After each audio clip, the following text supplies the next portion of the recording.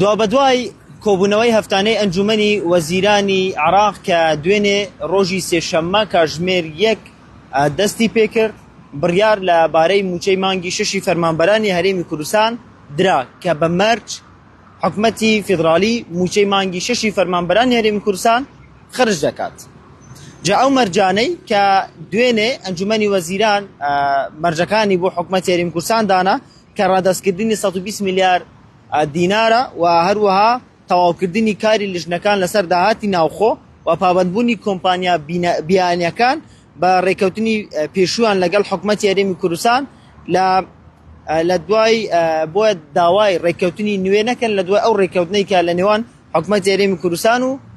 ئەو کۆمپانیا نەوتیانە ئەنجام درراوە. جا بەپێی ئەو زانێرانەی کە دەست کۆباس کەوتووە ئێستا شاندی حکومەتی هەرێمی کوردستان کە 2 ڕۆژ پێش ئێستا سەردانی بەغدایان کردبوو لەگەڵ تەیف سامی وەزیری دارایی عێراق لە کۆبوونەوەدان لەسەر پرس و گفتوگۆی چارەسەر لەبارەی داهاتی نانەوتی کە بۆ ئەوەی چیتر داهاتی نانەوتی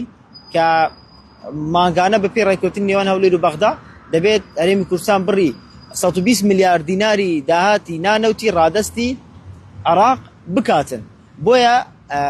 کەمێک پێشێستا کۆبوونەوەی نێوانە هەردوو لا دەستی پێکردووە لەسەر گفتوگۆ چارەسەر لەسەر بابەتی داهاتی نانەوتی ئیتر جارێکی تر داهاتی نانەوتی نەبێتە کێشە لە نێوان هەولێر و بەغدا و گرفت یاخود لەمپەر لە پێش ناردنی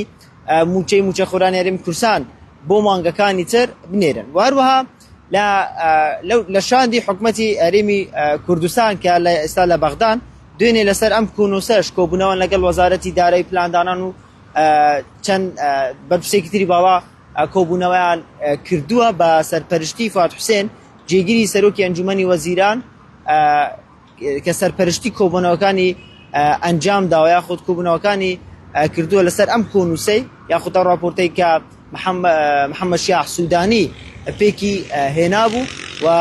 راپۆر دەبارەی داهاتی نانەوتی ئیتر کێشە لەسەر داهاتی ناوخۆ دروست نەبێتن.